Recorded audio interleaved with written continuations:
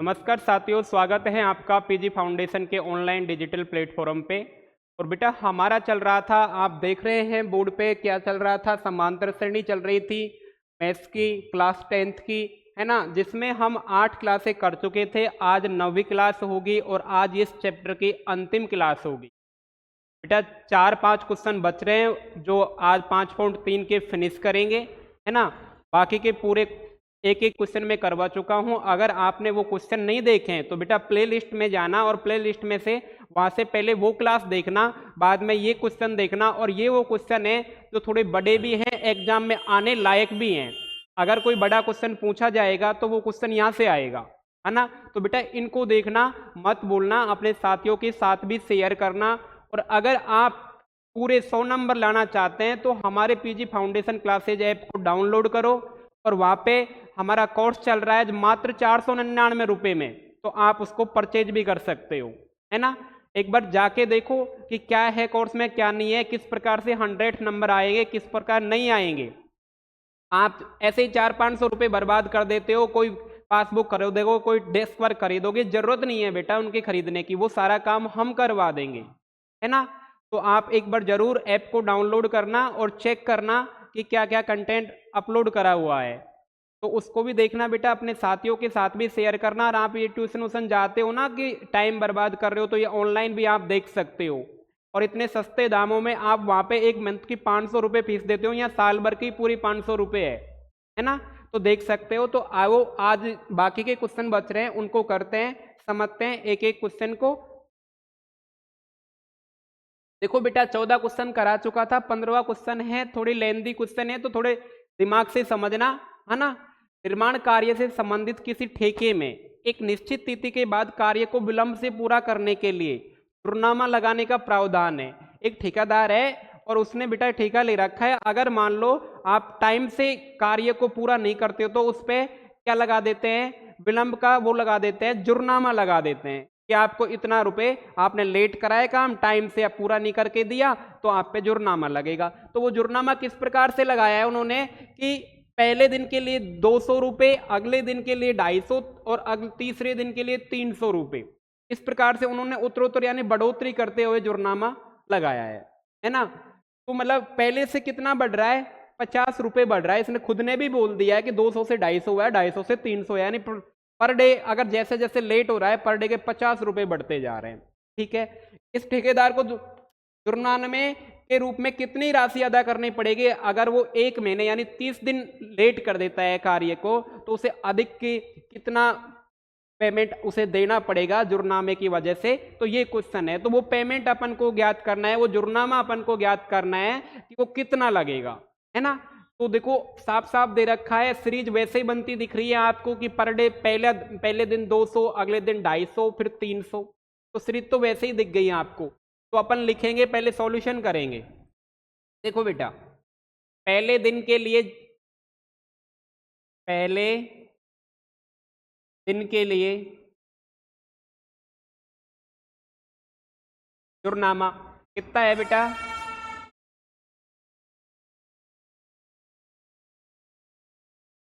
200 है बेटा। दूसरे दिन के लिए,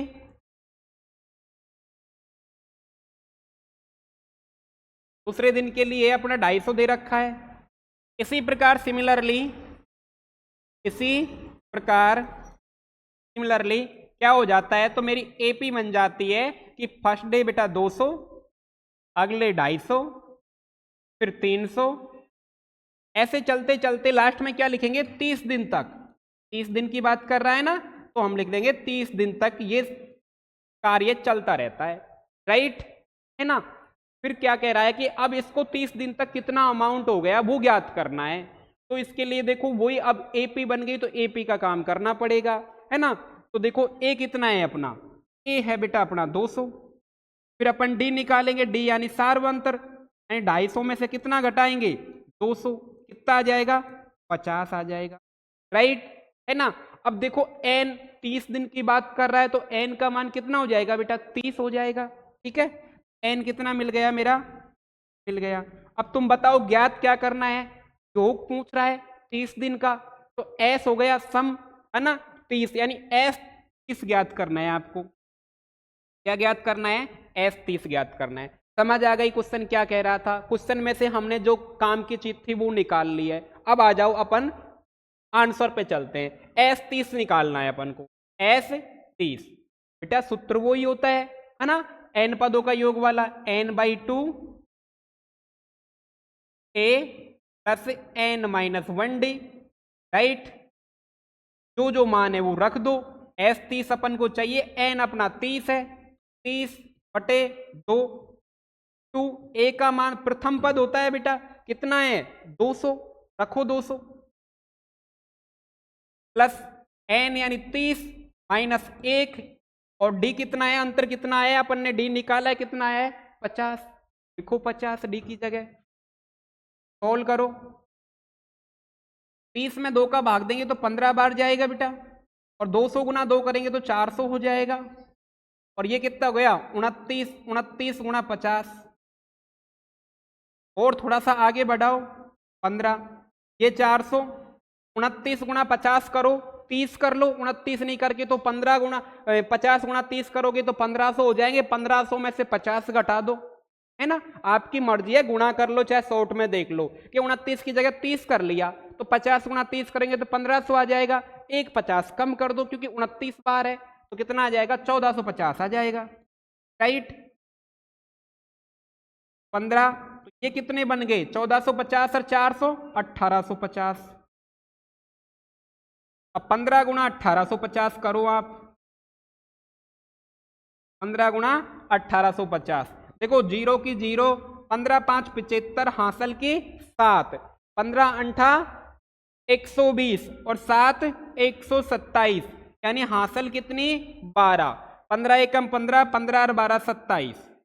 बेटा उसको कितना जुर्माना देना पड़ेगा?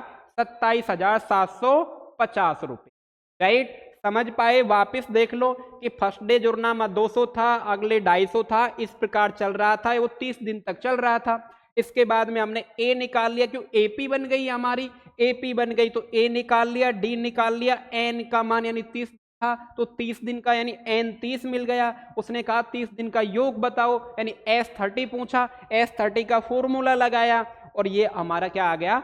आंसर आ गया, है ना बेटा। तो ये एक सिंपल सा छोटा सा क्वेश्चन था, है ना। तो ये कर लिया। नेक्स्ट क्वेश्चन देखो। नेक्स्ट क्वेश्चन ये है, किसी स्कूल के विद्यार्थियों को उनके समग्र शैक्षिक प्रदर्शन के लिए 7 नगद पुरस्कार देने के लिए 700 रुपए की राशि रखी गई। देखो बेटा 7 तो आपको अवार्ड देने हैं स्कूल में, अगर बढ़िया बढ़िया स्टूडेंटों के नंबर आए, और उसके लिए राशि रख ली उन्होंने, कितनी? 700 रुपए। अब ऐसा नहीं है गुरुजी की सबको 100 रुपए दे देंगे ना, ऐसा बिल्कुल ना है ना। तो क्या है, यदि प्रत्येक पुरस्कार अपने ठीक पुरस्कार से पहले 20 रुपए कम हो रहा है, यानी जो पहला पुरस्कार दिया है ना उससे फिर दूसरे रैंक वाले को देंगे तो 20 रुपए कम देंगे, फिर तीसरी वाले को देंगे तो और 20 रुपए कम देंगे, इस टाइप से हमारा बताया गया है। तो ये पूछ रहा है कि प्रत्येक पुरस्कार का मान ज्ञात करो कि प्रत्येक पुरस्कार कितना है, यानी पहले नंबर के वाले को कितना मिला, दूसरे को कितना मिला, इस टाइप से। बेटा रैंक भी तो होती है ना, सबको इक्वल दे देंगे तो कई फायदा फर्स्ट नंबर आने का और थर्ड नंबर आने का, उस पे देखो, है ना। तो देखो हमने क्या किया, 7 पुरस्कार देने के लिए 7, तो क्या क्या दे रखा है देखो। माना अपन सीधी सीधी बात करते हैं, माना प्रथम पुरस्कार की राशि, पुरस्कार कितने रुपए का है? ₹1 का मान ले। अब बेटा मान लिया, मान तो तुम कहीं भी सको, मैंने ए मान लिया, ओके, है ना। पुरस्कारों की कुल राशि वो भी लिख दो भाई, पुरस्कारों कुल राशि। अब बेटा कुल राशि है तो सम, और कितने पुरस्कार है? 7, यानी S7 लिख सकता हूं मैं, और S7 का मान कितना है? 700। ये बात समझ आई कि नहीं आई? बताओ S7 कैसे लिखा मैंने, आई बात समझ, है ना। फिर इसने कहा है कि प्रत्येक पुरस्कार अपने ठीक पहले पुरस्कार से 20 रुपए का, है ना। तो प्रश्न अनुसार कर लेते हैं, प्रश्न अनुसार प्रत्येक पुरस्कार, प्रत्येक पुरस्कार, प्रत्येक पुरस्कार अपने से ठीक पहले, अपने से ठीक पहले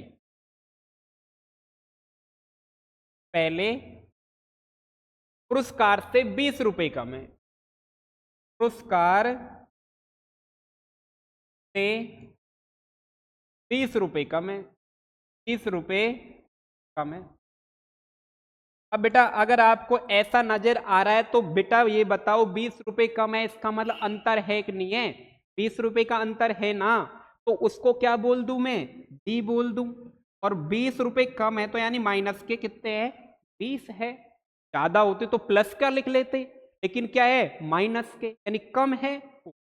अब आपके पास में सारा मैटर तैयार है। अब आपको S700 दे रखा है तो बेटा करो उसी को निकालो।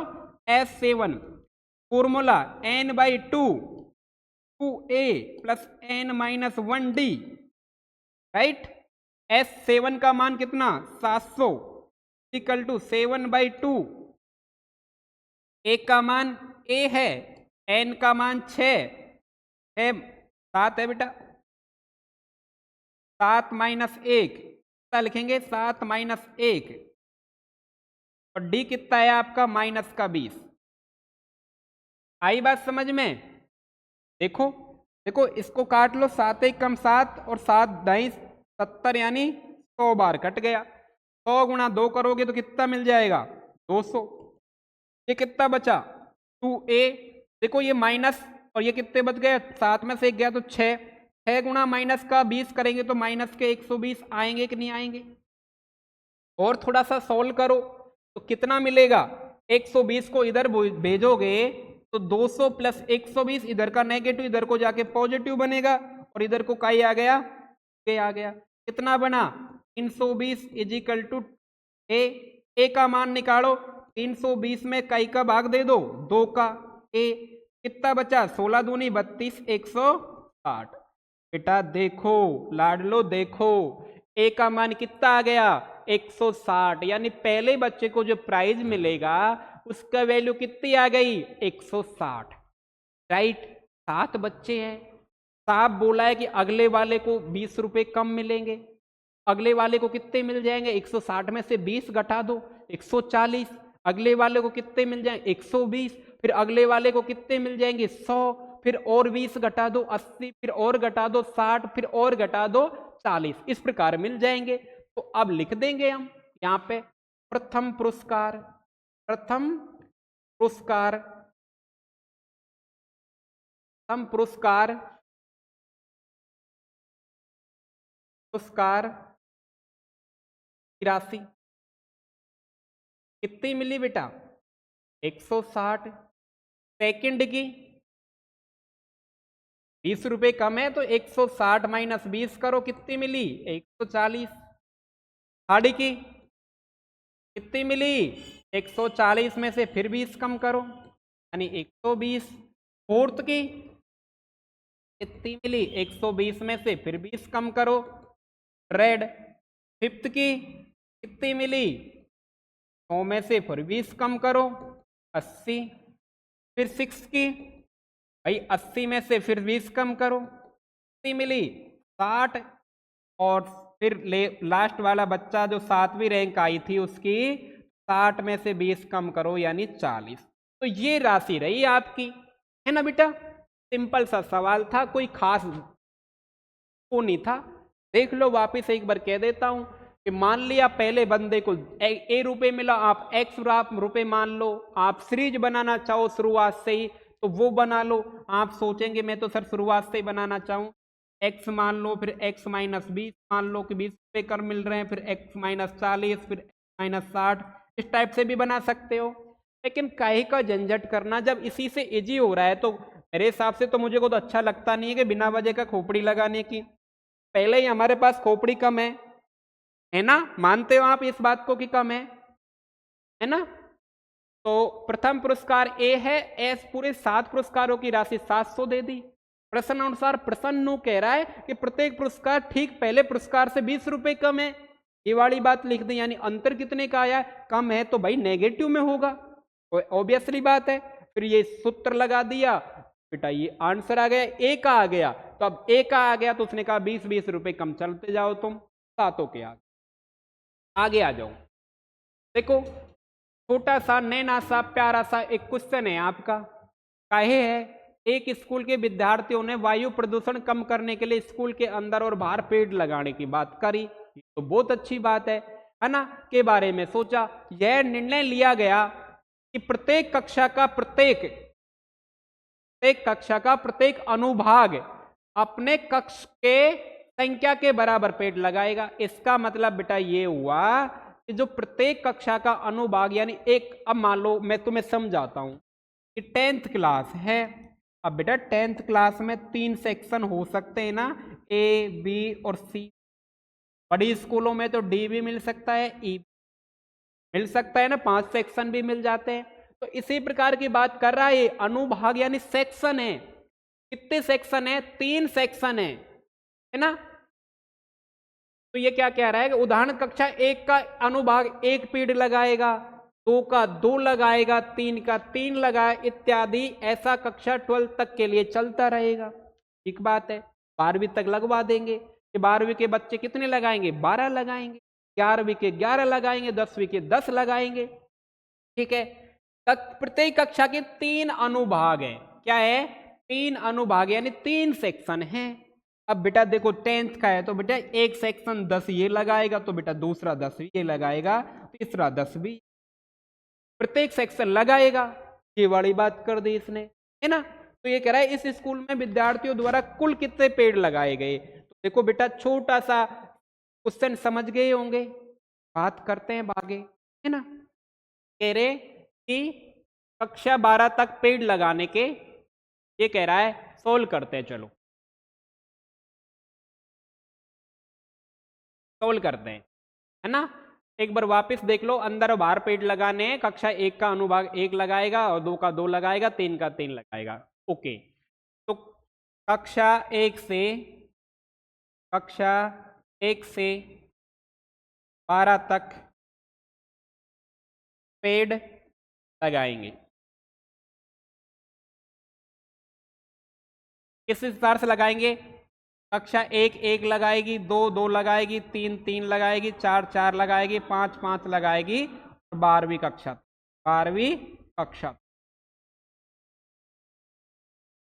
ये बात समझ आई कि नहीं आई? अब कह रहा है कि एक सेक्शन के एक कक्षा के 3 सेक्शन है, तो इसने कहा है कि प्रत्येक कक्षा के 3 अनुभाग है। प्रत्येक कक्षा के 3 अनुभाग है। देखो बेटा, सपोज करो 10वीं के ले लेते, 10वीं के कितने सेक्शन? 3, ए बी और, तो बेटा 10वीं का ये भी 10 पेड़ लगाएंगे, ये सेक्शन वाले भी, ये भी 10 लगाएंगे, और ये भी कितने लगाएंगे? 10 लगाएंगे। तो अगर 10वीं कितने लगा देगी बेटा? टोटल 30 लगा देगी। अभी तो यहाँ पे सिर्फ कितने लगाए उसने? 10 लगाए। इसी प्रकार मान लो 5वीं कक्षा भी देखो, A section, B section, C section, ये भी 5 लगाएगी, ये भी 5 लगाएगी, ये भी, टोटल कितने लगा देगी वो भैया? 15 लगा देगी। जबकि यहाँ तो एक एक बार ही लिया है। तो एक बात समझ आ रही है कि गुरुजी इनको सबको क्या कर दो? 3 से गुणा कर दो। भाई 3 सेक्शन है, प्रत्येक इक्वल लगा रहा है, तो 3 से मल्टीप्लाई कर दो, राइट। तो क्या कर देते हैं हम सबको इस प्रकार के इसके क्वेश्चन को देख के कि हम 3 से मल्टीप्लाई कर देते हैं। ठीक है, तो अब पेड़ कितने हो जाएंगे? 3 से गुना कर दो सबको, 1 2 4 इस प्रकार के 12वीं तक। तो हमारी सीरीज बन जाएगी बेटा फिर फाइनली 3 एकम 3, 2 नी 6, 9 12, 3 ऐसे करके 12 3 36। तो ये मेरी बन गई सीरीज। और अब बात कर रहा है कि टोटल निकाल दो, यानी S12 निकाल दो। जो जो मान है वो लिख लो यहां से। A बराबर कितना? D बराबर 6 - 3 कितना? 3, है ना। N बराबर कितने? 12 क्लास है। ज्ञात क्या करना है आपको? S12 यानी इन सब पेड़ों का योग ज्ञात करना है। तो आ जाओ लाड लो, S12 निकाल दो। S12 क्या होगा? N/2, 2A plus n minus 1d। ठीक है, n का मान कितना भैया 12 है, 12/2। 2a पहल कितना है 3 है, प्लस n का मान 12 माइनस 1, d कितना है वो 12 में 2 का भाग 6, 3 दूनी 6, 11 गुणा 3 6, 6 11 33, 6 30 और 6 39, 9 6 की 54, 9 6 की 54 और 6 18 है ना, और 5 कितने हो जाएंगे 23। ये आ गए बेटा मेरे लाडलो 234 पेड़। समझ आई बात? नहीं आई वापिस देख लो, अगर नहीं आई तो। 1 से 12वीं तक पेड़ लगाने थे, प्रत्येक क्लास के 3 सेक्शन। उसने बोला जो जिस कक्षा में है उतने ही पेड़ लगाएंगे। अगर बच्चा 5वीं में है तो वो कक्षा 5 पेड़ लगाएगी, 10वीं में है तो वो कक्षा 10 पेड़ लगाएगी, तीसरी में है तो वो कक्षा 3 पेड़ लगाएगी। लेकिन इसने एक बात और दे दी आगे, एक क्लास के 3 सेक्शन है। अब 3 सेक्शन है, प्रत्येक सेक्शन मान लो 10वीं में 3 सेक्शन थे, एक सेक्शन ने 10 पेड़ लगाए 10वीं में, दूसरा सेक्शन भी 10 लगाएगा, तीसरा भी 10 लगाएगा, यानी टोटल करा जाए तो 10वीं के कितने पेड़ लग गए 30 लग गए। इस प्रकार ही तो वो ही मैंने 3 से मल्टीप्लाई कर दिया सबको कि प्रत्येक कक्षा के 3 अनुभाग है, तो अब पेड़ कितने हो जाएंगे 3 से मल्टीप्लाई, तो मेरी एपी बन गई। फिर मैंने S12 निकाल दिया, सिंपल सा। उम्मीद करता हूं समझ आ गया होगा। आगे देखो, ये देखो छोटा सा क्वेश्चन है, इजी पीजी सा, डरा रखा है, इतना बड़ा बना दिया, कुछ नहीं है क्वेश्चन में, है ना। क्या है, केंद्र ए से प्रारंभ करते हुए बारी बारी से केंद्र ए और बी को लेते हुए त्रिज्या 0.5 1 1.5 2 2.5 ऐसे चलता जाता है। ओके, जैसा चित्र में दर्शाया, मान ले तेरी बात। तो इनके वृत्तों की लंबाई पूछ रहा है। देखो बेटा इधर आ जाओ, समझो बात को प्यार से। क्यों कह रहे कि बेटा यहां से लेके और यहाँ तक ये लंबाई है, ये L1 है, फिर यहाँ से ये जगह से लेके ये वाली L2 है, फिर यहाँ से लेके ये जगह तक क्या है L3 है। इसी प्रकार आगे देखो, यहाँ से लेके ये जगह तक L4 है, और इसी प्रकार जाती जा रही है, इसी प्रकार जाती जा रही है, और कहाँ तक जा रही है कि तेरे क्रमागत तक जा रही है। कहाँ तक जा रही है, तक जा रही है, यानी L13 है, राइट।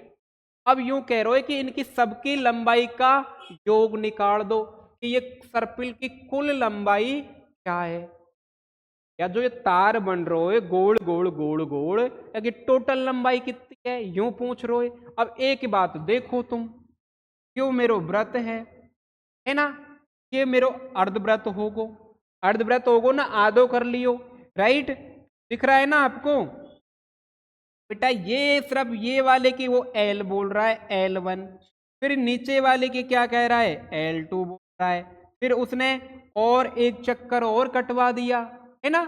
इसी प्रकार L3, यानी ये अर्धव्रत बन रहा कि नहीं बन रहा।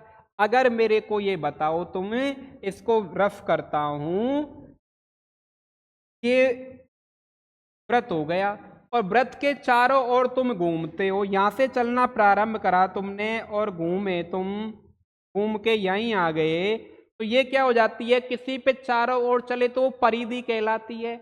और परिधि का सूत्र क्या होता है, व्रत की परिधि 2πr, मुझसे ही गुस्सा मुझसे ही प्यार, है ना। तो व्रत की परिधि 2πr, ठीक है, ये व्रत की परिधि हो गई। अब बेटा जब व्रत की परिधि, तो ये तो पूरे की बात करी इसने, लेकिन मेरे को तो क्या चाहिए, मेरे को चाहिए बेटा आधी। आधी चल रहे तो सर क्या करो, इसका आधा कर दो तुम भी, तो किसका भाग दे दो, 2 का दे दो। तो अर्धव्रत की परिधि क्या हो जाएगी 2πr/2 हो जाएगी। थोड़ा सा सोल्व करता हूं, 2 से 2 कट गया तो πr हो जाएगी, राइट। ये बात समझ आई कि नहीं?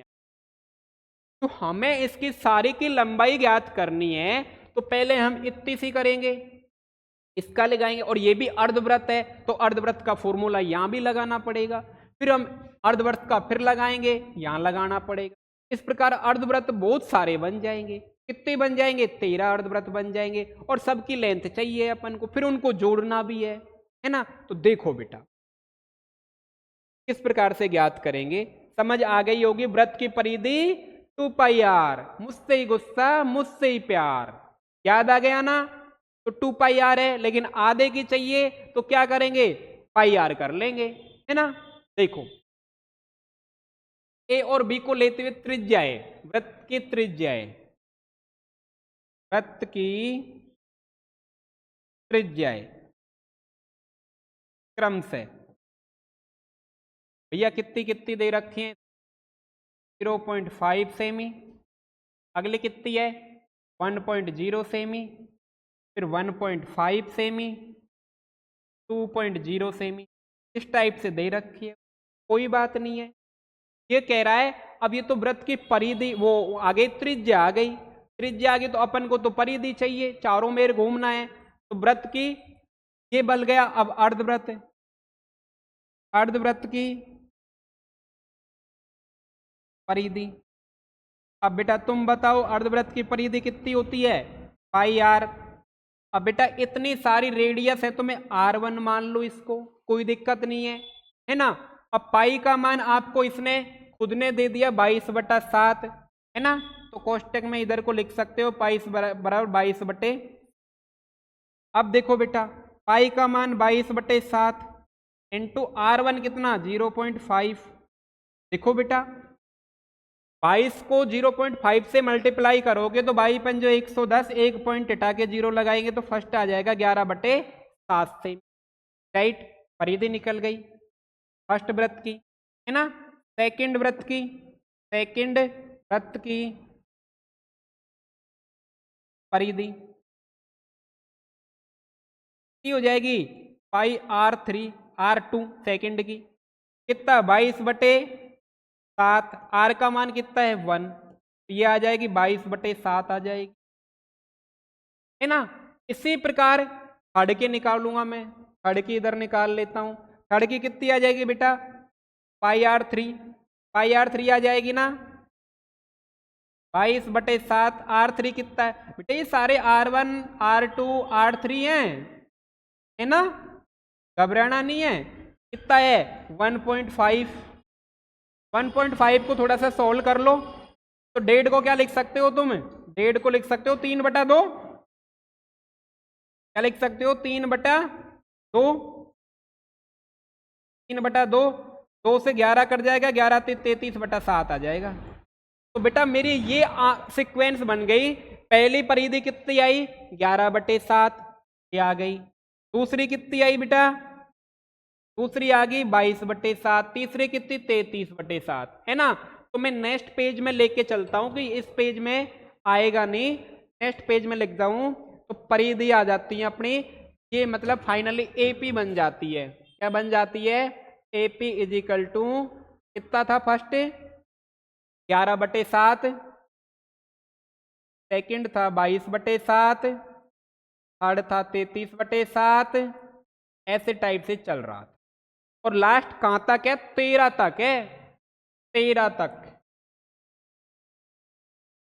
13 अर्धवृत्तों तक, है ना, इस टाइप से है, राइट। अब तो तुम ज्ञात करते हो एक कितना 11/7, ये निकालो 22/7 में से 11/7 घटा दो, कितना बचा, जो भी बच गया देखो एलसीएम ले लो, 7 22 - 11 इक्वल टू 11/7। ए आ गई हो, डी आ गई हो, क्या बचो एन आपके पास में 13। अब कह रहे हो योग चाहिए आपको, अब योग चाहिए तो S13 चाहिए, 13 अर्धवृत्तों का, तो क्या ज्ञात करना है आपको, S13 ज्ञात करना है। चलो बेटा करते हैं, आ जाओ। S13, S13 का formula n/2 a plus n-1d, जो मान है रखो, 13/2, ए कितो, ए है 11/2, वो है सही 7 है, गड़बड़ नहीं, 11/7 प्लस n13 - 1 और डी कितो ये भी 11/7, आगे निकालो 13/2 11 दूनी 22/7 प्लस ये कितने बचे 12 × 11 बटे 13/2 है ना। एलसीएम आगा 7, 22 प्लस 11 × 12 कर लो, कितने आ गए 11 12 132, कितने आ गए सही लिख रहा हूं क्या मैं 12 दाम का 120 कर ही लो तुम 12 एकम 12 हासिल की 1 12 और 1 13 132 सही है। 13/2 कितना आ गया 2 और 2 4 3 2 5 है ना 254/7 254 में 7 को भाग दो 13/2 इंटू 7 दूनी 14 7 या 21 7 या 21 7 या 21 से बच गए 4 254 में 7 का भाग जाना चाहिए 7 या 21 4 44 में तो नहीं जा रहा। एक बार वापस देखो देखा 2 और 2 4 सही है 3 2 5 ये भी सही है और 254 में दे लो बेटा देखा 7 का 7 दूनी 14 7 या 4 4 7 7 49। चलो अब जो भी आएगा तो आएगा कंटेंट में भी आ सकता है आंसर। एक बार चेक कर लो आंसर कितना आ रहा है देखो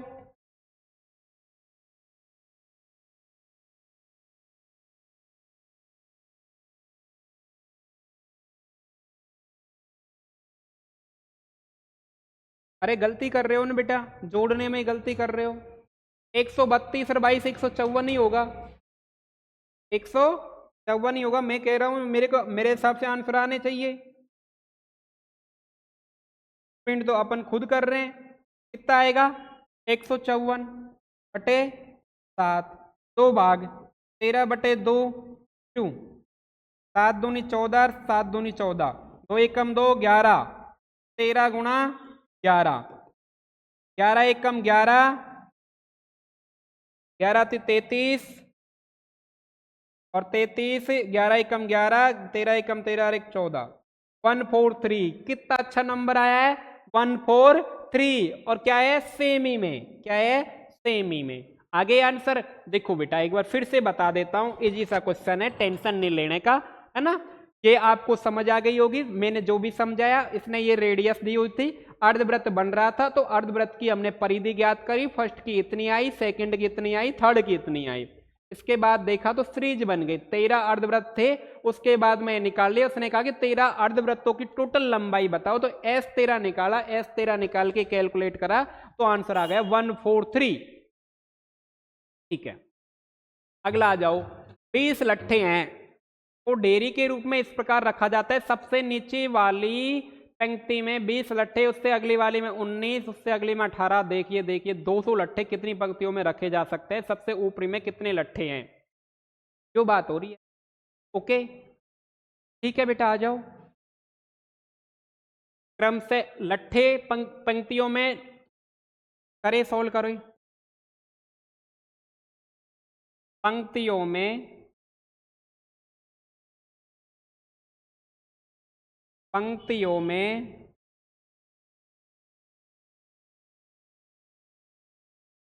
लट्ठों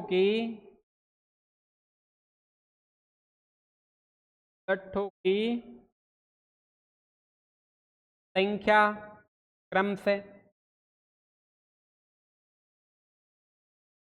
इस प्रकार दे रखी है पहली में बेटा 20 है 20 है ना 20 है 19 है अगली में फिर 18 है ऐसे चलते चलते जा रही है और टोटल लट्ठे कितने हैं कुल लट्ठे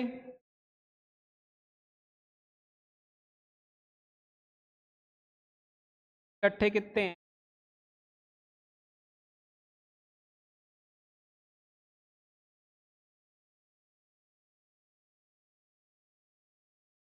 तो मैं एस बोल दूं इसको टोटल 200 है ना ओके एस एन बोल दूं मैं क्यों मेरे को एन पता नहीं पंक्तियां कितनी है तो एस एन बोल सकता हूं समझो बेटा तो 20 20 एक में पंक्ति अगली में 19 फिर 18।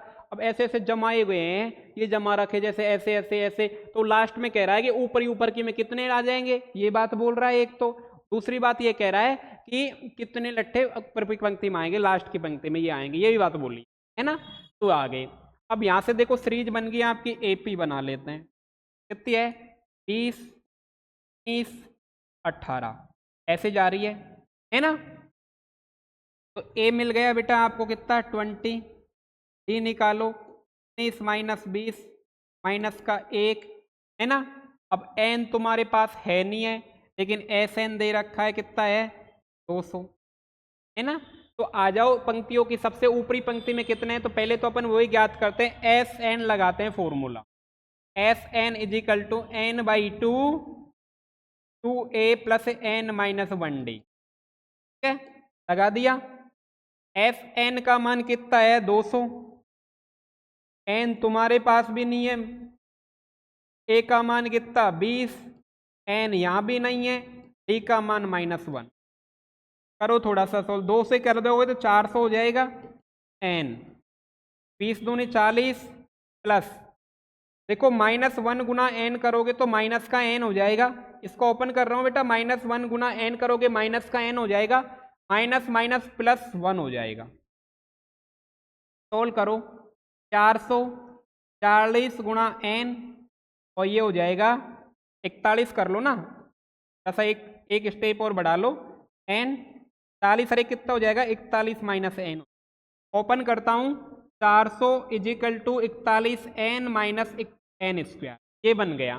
ठीक है, मैं नेक्स्ट पेज पे चल रहा हूँ और ये समीकरण बन गई मेरी कि 400 is equal to 4N minus 4N नहीं 41N, 41N माइनस, ये बन जाएगा 41N माइनस N स्क्वायर। अगले वाले पेज पर लिखते हैं, अपना बन गया बेटा 400 is equal to 41N minus N square. द्विघात बन गई, तो मैंने कहा सीक्वेंस में लेके आओ, सीक्वेंस में लेके आओगे तो माइनस के N स्क्वायर को पहले लेंगे, फिर प्लस का 41N, फिर माइनस ये इधर को आएगा तो किसका हो जाएगा माइनस का। मैंने कहा कि अगली संख्या माइनस आ रही है तो उसको हटा दो, क्या करोगे सबके चिन्ह बदल दो, माइनस की जगह प्लस और प्लस की जगह माइनस, ये माइनस का प्लस होगा, ये प्लस का माइनस हो गया और ये माइनस का क्या हो गया द्विघात बन गई। द्विघात मिल गई तो यानी फर्स्ट को लास्ट से गुना करेंगे तो कितना आ रहा है 400। 400 को इस प्रकार तोड़ दो कि 41 आ जाए, है ना, 41 आ जाए जोड़ने घटाने पे तो, और मल्टीप्लाई करी तो 400 आ जाए। और ये वाली बात मैं द्विघात में बहुत अच्छे से बता के आया हूं, अगर आपने नहीं देखा तो द्विघात से उसमें जाना और द्विघात समीकरण में वाली क्लासे कंप्लीट देख के आना, तब पता चलेगा आपको कि किस प्रकार से फैक्टर करते हैं। बेटा याद नहीं कर सकते, कोई से भी संख्या टपका देगा वो, इसके टुकड़े कितने और मैंने बहुत डिटेल से बताया वहां पे, है ना।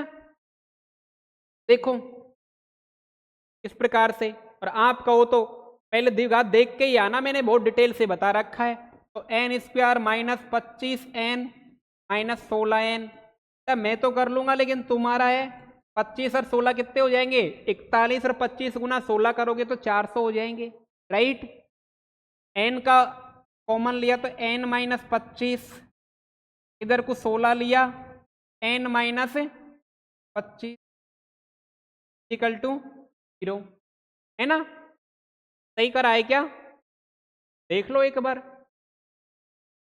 25 छक्की 25 दाम का 250 और 25 छक्की 150, ये तो सही हो रहा है 400 है, 25 और 41 2 4 सही है, ठीक है, कोई दिक्कत नहीं है। तो कितना हो गया N माइनस 25 वापिस कॉमन ले लो, N माइनस 16 इक्वल टू 0, और N के दो मान आ गए, N के दो मान आ गए, N minus 16 N minus 25 N minus 16 is equal to 0 और N minus 25 is equal to 0। N बराबर 16 आ गया एक तो, और एक आ गया N बराबर 25।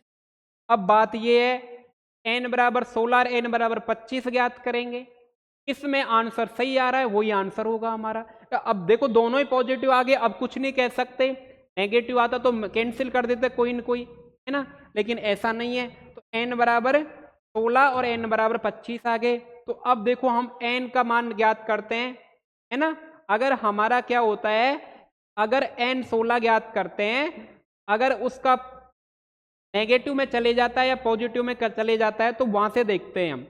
16वीं पंक्ति में a 16 ज्ञात करते हैं तो a 16 क्या हो जाएगा, a प्लस 15d। a कितना हो जाएगा, a तो 20 था ही, प्लस 15 और d कितना है -1, कितना हो जाएगा 20 माइनस के 15, ये कितने आ जाएंगे 5 आ जाएंगे। चलो 16वीं पंक्ति में 5 आ जाएंगे, कोई दिक्कत नहीं है। लेकिन a 25 और याद कर लेते हैं 25वीं पंक्ति का, a प्लस 24d,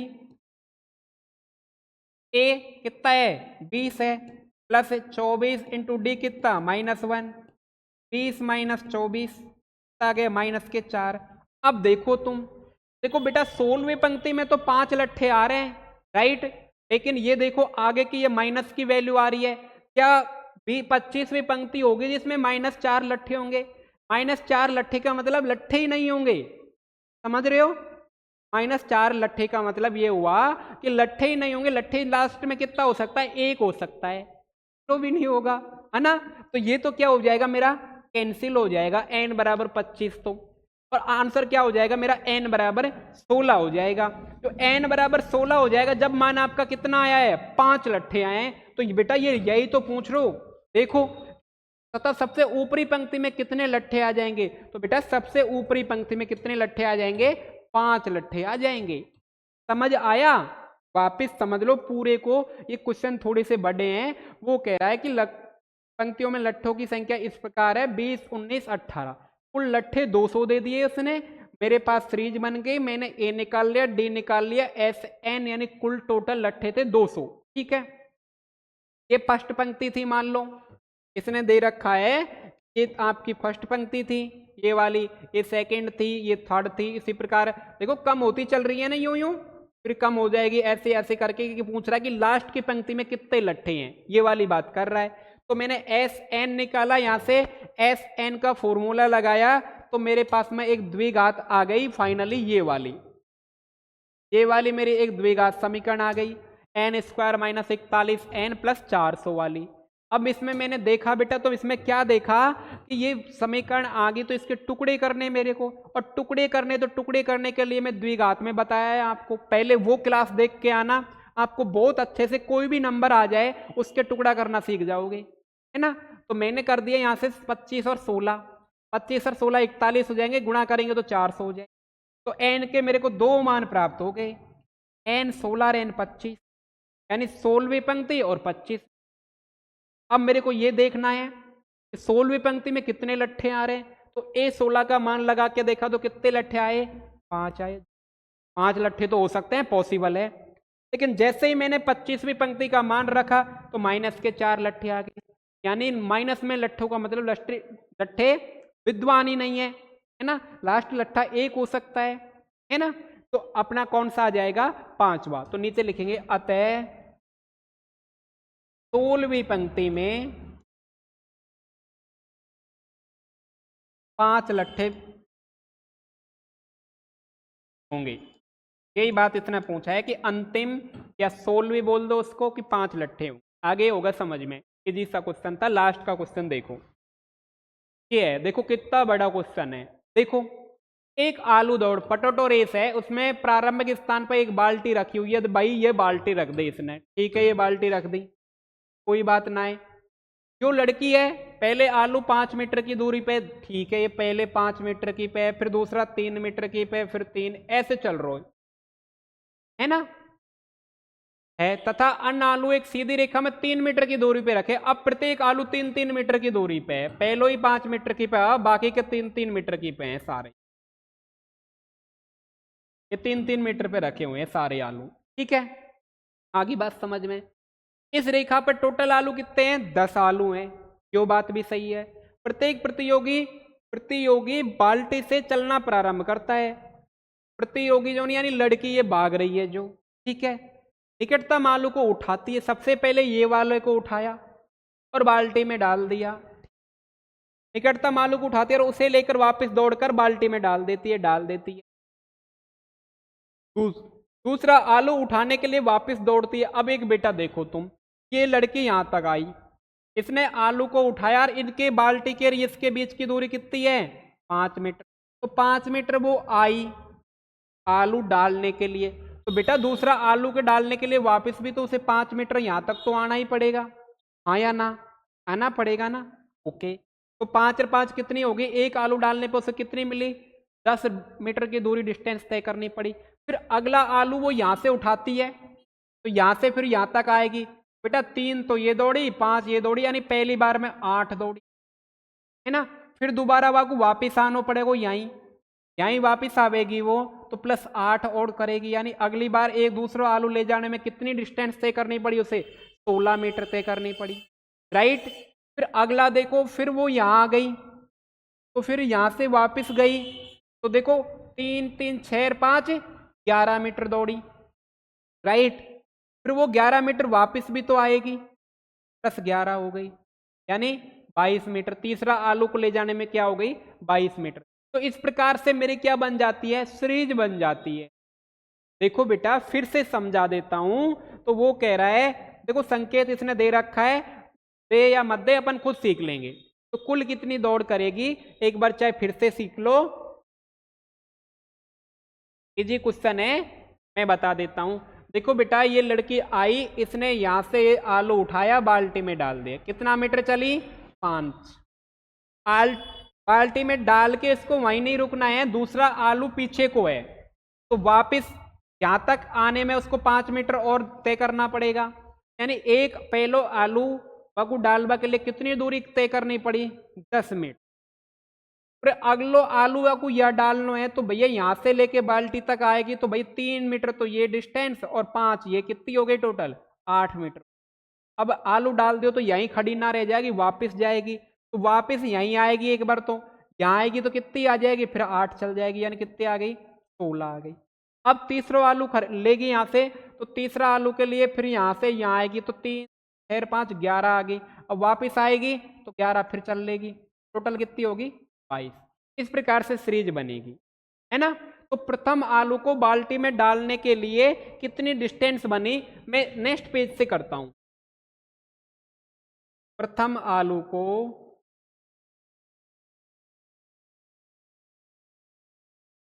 बाल्टी में डालने में तय दूरी, कितनी दूरी तय करी? देखो बेटा 5 तो वो आलू को 5 मीटर तो लेके गई, 5 वापिस आई उसी आलू के पास में, कितने आ गई? 10 मीटर, ठीक है, डबल डिस्टेंस तय हो रही है। तो दूसरा आलू को देखो बेटा, दूसरे आलू के लिए क्या करा उसने? देखो एक बार तो 5 गई, +3 गई, वापिस देख लो, यहां से गई तो ये कितनी हो जाएगी? 5 और 3 8 हो जाएगी, लेकिन वापिस भी तो रिटर्न होके आ रही है, तो मैंने 2 से गुना कर दिया, डबल हो जाएगी ना, तो ये कितनी हो जाएगी? 8 दूनी हो जाएगी। देखो 5 और 3 8, 8 गुना 2 करोगे 16। तीसरा थर्ड के लिए कितनी हो जाएगी? 22 कर दो, 5 + 3, फिर अगला 3 और जोड़ दो, कितनी हो जाएगी ये? तो 8 3 11, कितनी हो जाएगी? 22। इस सिलसिला चलता रहेगा, कितने आलूओं तक? 10 आलूओं तक। तो मेरी सीरीज बन जाती है, एपी बन जाती है 10 16 22 और आगे आएगा 10वें आलू तक, 10वें आलू तक चलती आगे होगी। अब तो समझ में, ठीक है। तो ए मिल जाएगा मेरा कितना? 10, बी मिल जाएगा 16 - 10, कितना मिल जाएगा? 6, और एन मेरा कितना है? 10 है। अब मेरे को चाहिए S10 चाहिए, यानी 10 पदों का योग चाहिए, निकाल दो n/2 a + n-1d। n कितना है? 10/2, 2a कितना है? 10 + n कितना? 10 - 1, और d कितना है? 6। सोल्व कर रहा हूं, इधर कर रहा हूं, देखो 10 में 2 का भाग देंगे बेटा 5, है ना, 10 में 2 का दिया 5, और 10 दूनी 20, तो ये देखो 10 में से 1 गया तो 9, और 9 गुणा 6 कर लो, 9 6 की 54।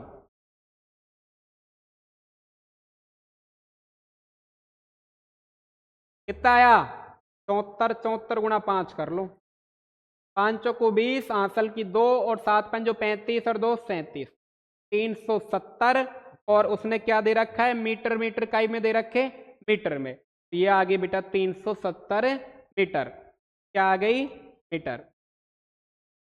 बेटा मेरे लाडलो, उसे 10 आलू वहां तक बाल्टी में डालने तक टोटल कितनी डिस्टेंस तय करनी पड़ेगी? 370 मीटर। आगे होगी बात समझ में। इजी इजी से क्वेश्चन थे, कोई खास ऐसा नहीं दिखा, बस क्वेश्चन को समझने की जरूरत थी कि क्या क्वेश्चन है और क्या नहीं है। राइट। तो ये थी बेटा आज की क्लास पूरी। मैं आपको इसमें आपको फाइनली ओवरव्यू बता देता हूं कि चैप्टर में क्या पढ़ा क्या नहीं पढ़ा।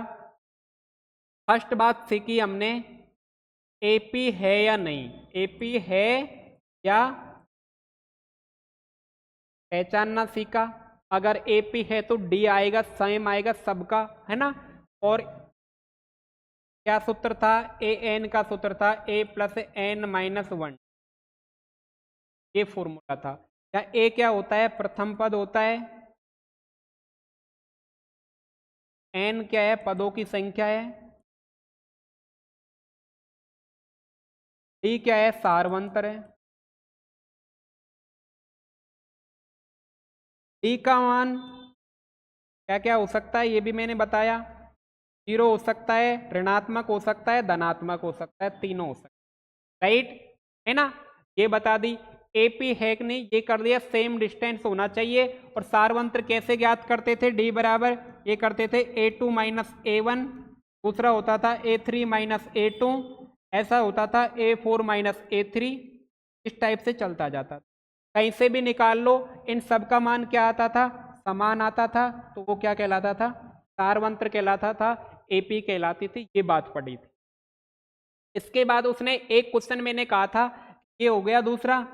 दूसरी बात, तीसरी बात ये करी थी, कोई सा भी पद पूछेगा, A3 पूछेगा, तो उसका फॉर्मूला मैंने बताया था A प्लस 1 कम D, 3 है तो 2D, है ना। और माना A4 पूछा, A plus 3D, 1 come D। इस टाइप से मैंने कहा कि एक तो ये क्वेश्चन बन, कोई सा भी पद पूछ ले, है ना। फिर ये हो गया। इसके बाद में कहा कि मैंने आपको ए दे देगा, ए एन दे देगा, है ना, तो क्या पूछ लेगा? डी पूछ लेगा।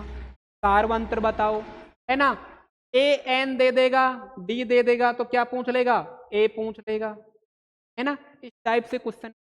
ओके। उसके बाद में हमने एक में तो एपी है नहीं, इसकी जानकारी ली थी। दूसरी प्रश्नावली में ये सीखा था। तीसरी में हमने सम का सीखा था, पदों का योग, एन पदों का योग, एन पदों का योग सीखा था। और उसका फॉर्मूला क्या निकल के आया था? एस एन आया था, n/2 ए प्लस एन माइनस 1D आया था। इसके इसी फॉर्मूले को मैंने आगे बढ़ाते हुए ये भी कहा था कि इसको ए प्लस एल भी लिख सकते हो तुम। इसको मैंने कहा था ए n/2 A plus A N भी लिख सकते हो। इसको कहा था मैंने कि अगर क्रमागत पदों की बात कर रहा है वो, कि क्रमागत पद हैं, क्रमागत यानी 1 से या 2 से क्रमागत पदों के लिए क्या लिख सकते हो? आदि गुणा अगले भी लिख सकते। ये भी मैंने आपको बताया, आदि गुणा अगले भी लिख सकते।